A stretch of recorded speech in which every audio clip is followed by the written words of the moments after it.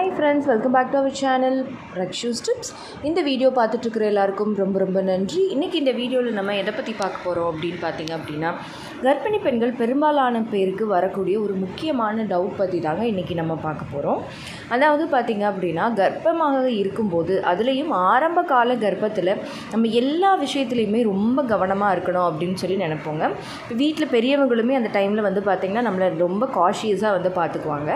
அப்படி இருக்கும்போது நம்ம அந்த ஆரம்ப கால கர்ப்பத்துலேயும் சரி, இல்லை அதுக்கப்புறம் வந்து டெலிவரி வரைக்குமே த்ரூ அவுட் ப்ரெக்னென்சி வந்து நம்ம வந்து அதாவது அப்ஸ்டர்ஸ் வந்து கிளைம் பண்ணலாமா, அதாவது மாடிப்படி ஏறி இறங்கலாமா அப்படின்றத பற்றி தான் இன்றைக்கி நான் உங்ககிட்ட ஷேர் பண்ணிக்க போகிறேன். ஏன்னா நிறைய பேருக்கு வந்து இந்த டவுட் வருது.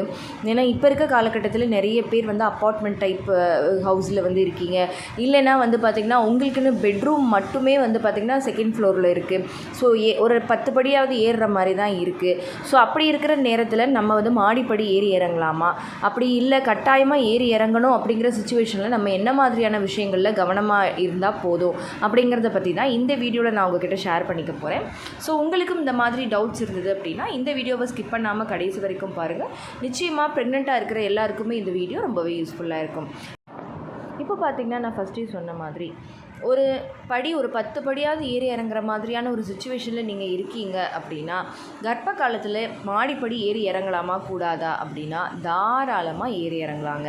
நம்ம மாடிப்படி ஏறி இறங்குறதுனாலையோ ரொம்ப ஹெவியான விஷயங்களை பண்ணுறதுனாலையோ மட்டும் நமக்கு வந்து மிஸ்கேரேஜ் அப்படிங்கிற ஒரு விஷயமோ இல்லை கருவில் இருக்கும் குழந்தைக்கு ஆபத்தோ எதுவும் ஏற்பட போகிறது இல்லைங்க. ஏன்னா இப்போ வந்து பார்த்திங்கன்னா அந்தளவுக்கு ஒரு சேஃபான ஒரு ப்ரொடெக்டிவான ஒரு இடத்துல தான் உங்கள் குழந்தை வந்து இருக்காங்க.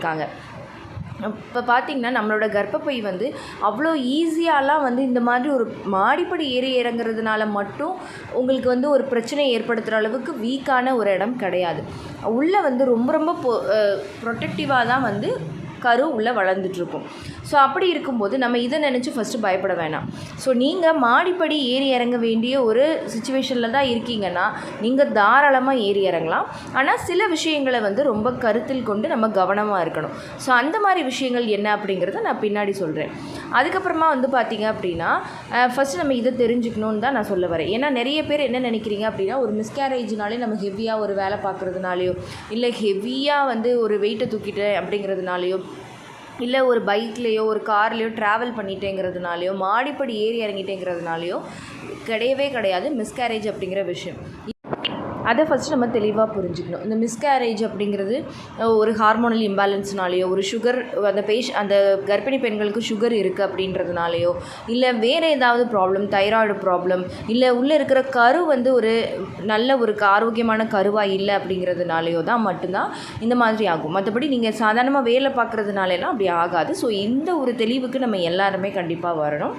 பட் இருந்தாலும் நம்ம கவனமாக இருக்கணும். ஏன் மாடிப்படி ஏறி இறங்கக்கூடாது அப்படின்னு சொல்லியிருக்காங்க அப்படின்னா, ஒருவேளை நீங்கள் அந்த டைமில் தெரியாமல் கர்ப்பிணி பெண்கள் வந்து ஒரு ஸ்லிப் ஆகிட்டாங்க, அவங்களுக்கு அதனால் ஏதாவது ஒரு இன்ஜுரி வந்துருச்சு, வயிற்றில் அடிபட்டுருச்சு அப்படிங்கிற பட்சத்தில் ஒரு மிகப்பெரிய பிரச்சனையை நம்ம சந்திப்போங்கிறதுனால மட்டும்தான் அப்படி சொன்னாங்களே தவிர ஏறி இறங்குறதுனால கிடையவே கிடையாது. அப்படின்னா நம்ம நடக்கவே கூடாது.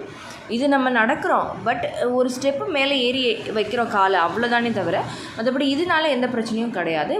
ஸோ என்ன மாதிரியான ப்ரிகாஷன்ஸை நீங்கள் வந்து இதில் எடுத்துக்கலாம் அப்படின்னு பார்த்தீங்கன்னா, இப்போ நீங்கள் மாடிப்படியில் ஏறி இறங்கி தான் ஆகணுங்கிற சுச்சுவேஷனில் இருக்கீங்கன்னா நீங்கள் வந்து தாராளமாக ஏறி இறங்கலாம். ஆனால் என்னென்னா, முன்னாடி வந்து நீங்கள் பிஃபோர் ப்ரெக்னென்சி ஒரு 10 தடவை கடகடன் ஏறி இறங்கியிருப்பீங்க. பட் த்ரூ ப்ரெக்னென்சி டைமில் நீங்கள் என்ன பண்ணலாம் அப்படின்னு பார்த்தீங்கன்னா, அதை ஒரு 2-3 தடவையாக குறைச்சிக்கலாம். மற்றபடி நீங்கள் வந்து ஏறி இறங்கவே கூடாது அப்படிங்கிறது கிடையாது.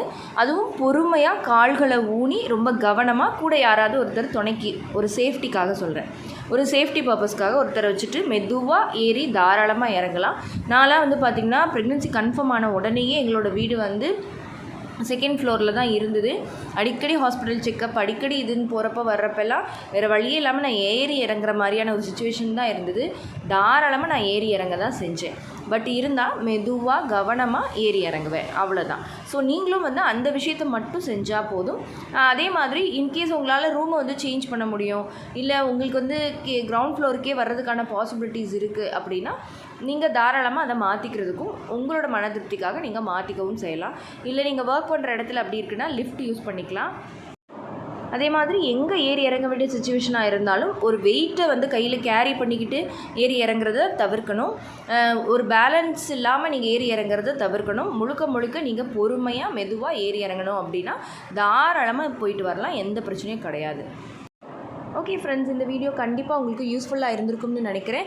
இந்த வீடியோ உங்களுக்கு யூஸ்ஃபுல்லாக இருந்திருந்தால் மறக்காமல் லைக் பண்ணுங்கள், கமெண்ட் பண்ணுங்கள். உங்கள் ஃபேமிலி அண்ட் ஃப்ரெண்ட்ஸுக்கும் இந்த வீடியோவை மறக்காமல் ஷேர் பண்ணுங்கள். அப்போ தான் எல்லாருக்குமே ரொம்ப யூஸ்ஃபுல்லாக இருக்கும். அண்ட் நம்ம ரக்ஷூஸ் டிப்ஸ் சேனலை இன்னும் சப்ஸ்கிரைப் பண்ணலை அப்படின்னா மறக்காமல் சப்ஸ்கிரைப் பண்ணிக்கோங்க. தேங்க்யூ.